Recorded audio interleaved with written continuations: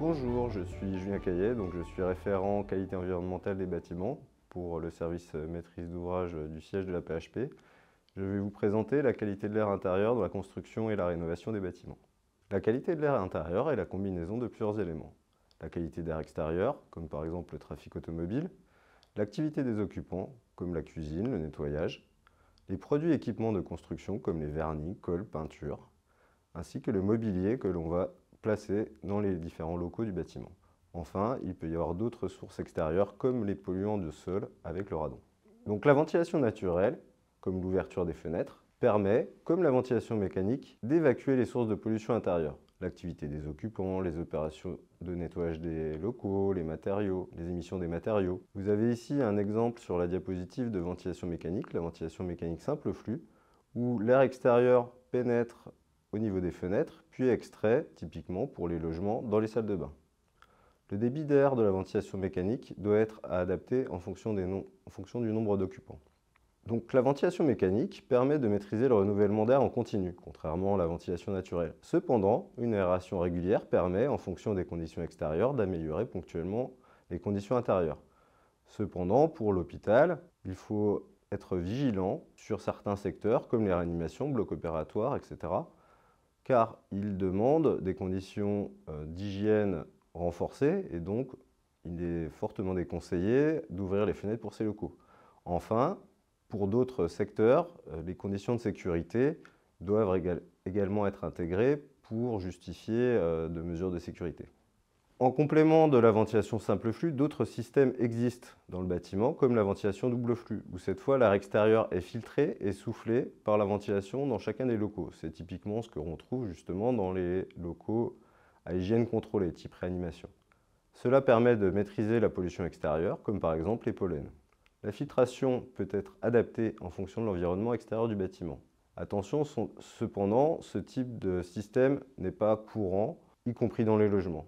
L'air extérieur peut être filtré. Cependant, en fonction de l'efficacité des filtres, certains composants, comme les composés organiques volatiles et les composés organiques semi-volatiles, ne sont pas forcément filtrés. Or, ces polluants sont souvent émis par les matériaux de construction et l'activité des occupants. Donc vous avez sur la diapositive une représentation de l'efficacité de filtration. Donc, en fonction finalement de la taille des polluants, vous allez avoir une efficacité plus ou moins bonne en fonction des tailles. Sachant que, typiquement, pour ce que l'on retrouve en réanimation et en bloc opératoire, on a des filtres à haute efficacité, mais même ceux-ci, finalement, ne permettent pas de filtrer les COV ni les COSV. Au même titre, les purificateurs d'air, même les plus performants, ceux qui peuvent être achetés finalement par vos patientes, ne permettent pas finalement de filtrer les COV ni les COSV.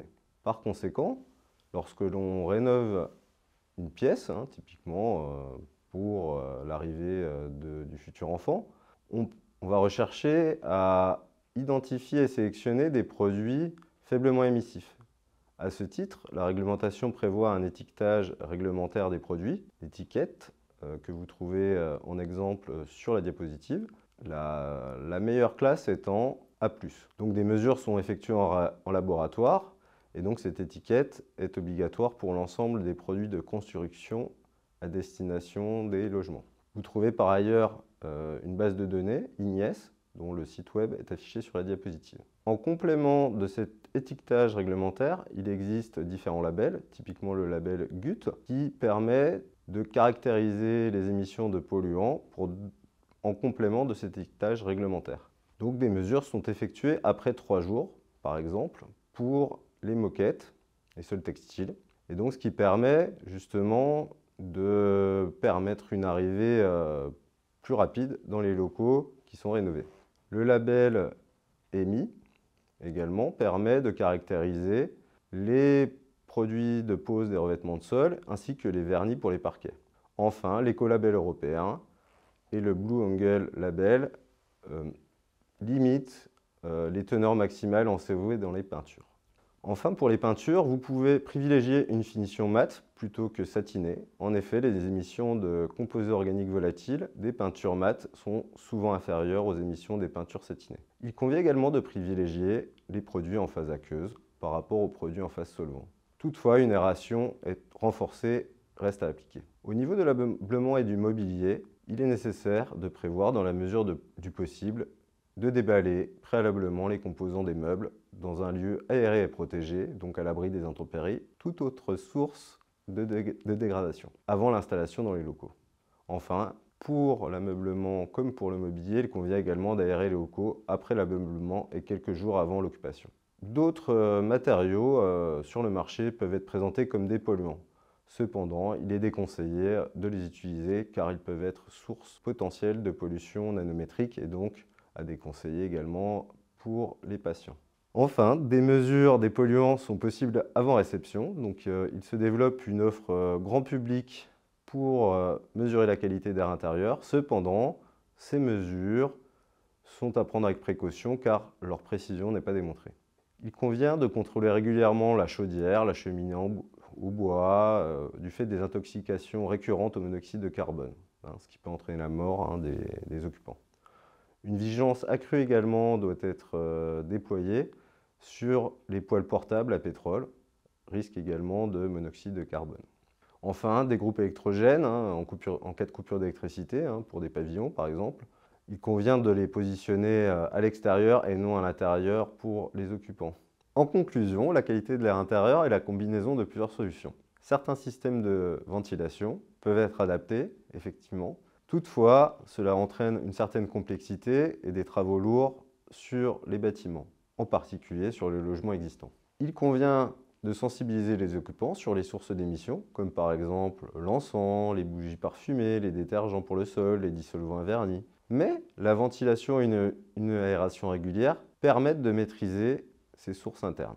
Il est cependant essentiel de ne pas obstruer les bouches de ventilation de la ventilation mécanique. Le choix des produits est un élément essentiel pour limiter les émissions de polluants à l'intérieur. Donc il convient d'orienter les patientes sur cette réflexion. Un temps de repos est également nécessaire après les travaux, ainsi qu'une aération. Concernant le mobilier, ce temps de repos doit également être appliqué, associé à cette aération. Enfin, le risque radon est assez faible en Île-de-France, donc il ne devrait pas poser de problème. Pour aller plus loin, je vous invite à télécharger par exemple le guide qualité de l'air intérieur sur les enjeux et bonnes pratiques pour les métiers du bâtiment, édité par la Fédération française du bâtiment en 2018, ou alors de consulter le site web de l'ANSES pour en savoir plus sur les limites de polluants à l'intérieur. Je vous remercie pour votre attention.